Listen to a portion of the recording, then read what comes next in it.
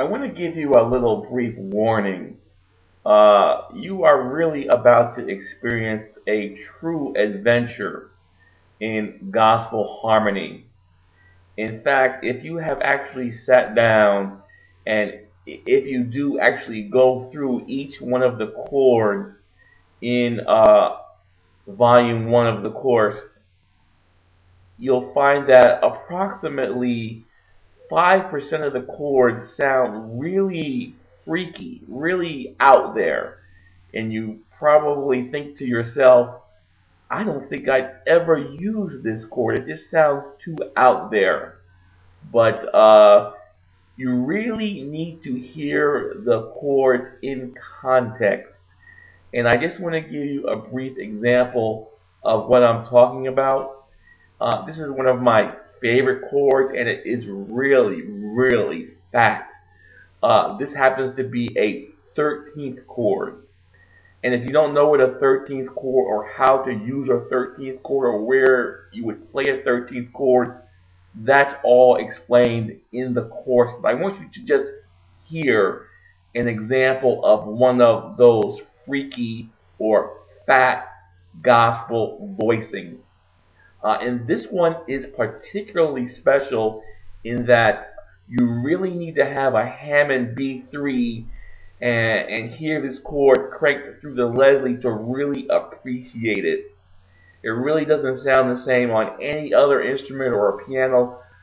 If you've got a Hammond B3, fire that baby up and give this chord movement that you're about to see, give it a try and listen to it, and you'll really understand what I'm saying.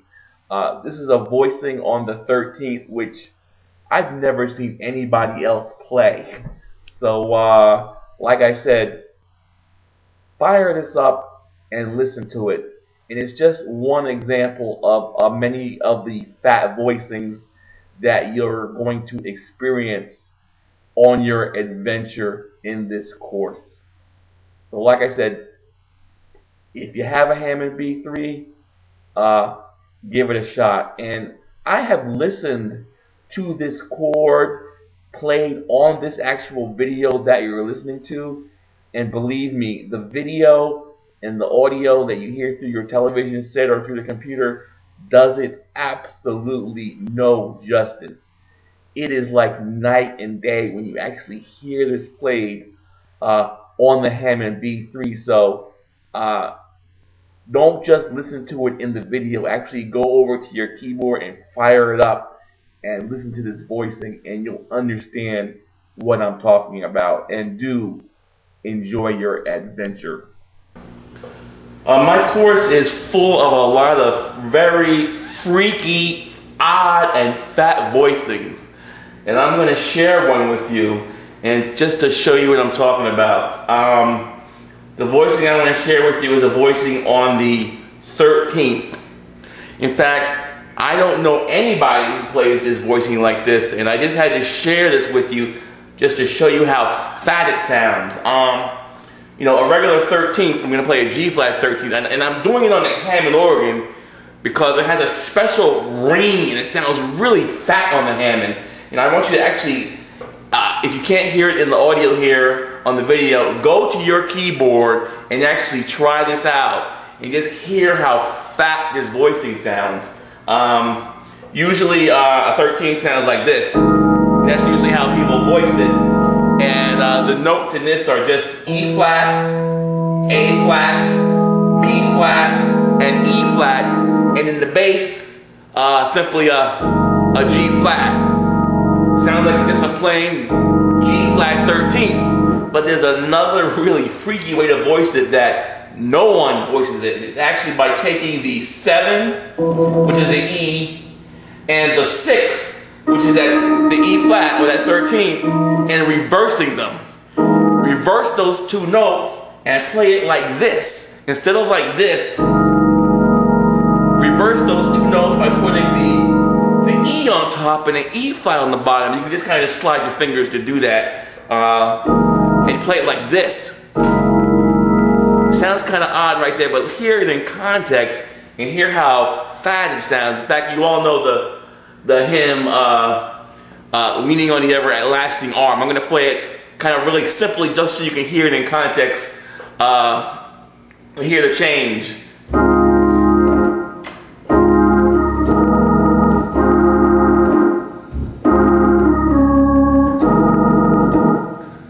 Okay, that's what they're just a regular 13.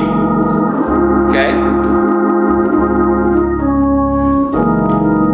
Now I'm going to play it with the other freaky voicing on the 13th. It makes a big difference and it kind of like takes you by surprise.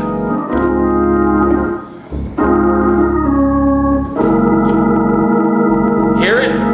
That is fat. That is freaky.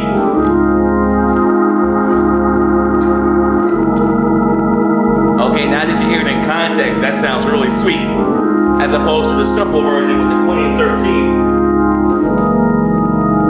Okay, back to it again.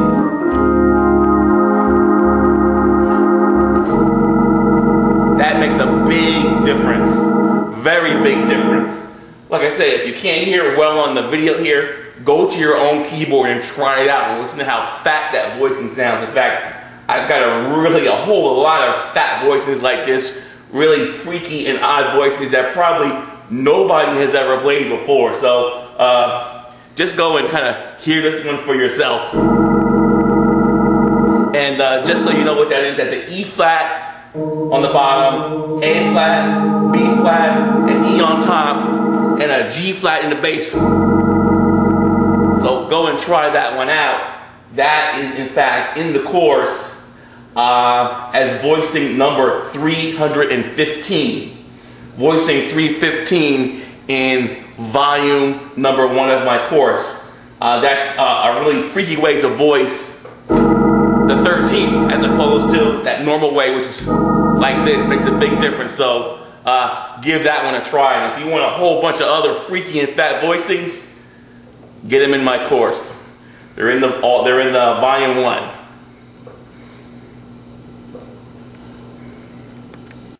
Those of you who don't have a Hammond organ or a Hammond voicing or a B3, it really doesn't sound the same on a piano. It's just that Hammond B3 gives that voicing that special punch. I'm gonna let you hear the same thing on the piano, but just to me, it just doesn't have that same kick to it. Here's that same little. Okay, that's the regular 13th. But like I said, the other one, where I have the voicing is flipped,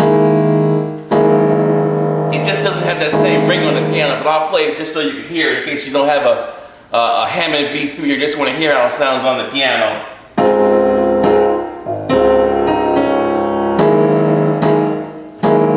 Okay? But for those of you who've got that B3, you're in for a special treat with that voicing.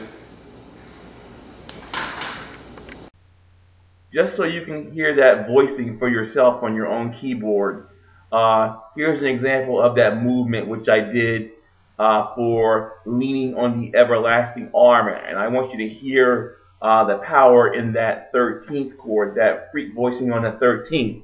In fact, like I said, that voicing is in volume 1 of your book, and it is actually voicing number 315 is the freak voicing. So just try that movement between the D flat and either of the two voicings so you can hear the difference yourself, so you can hear the power, and just hear it, for yourself, the difference it makes by just using that different voicing.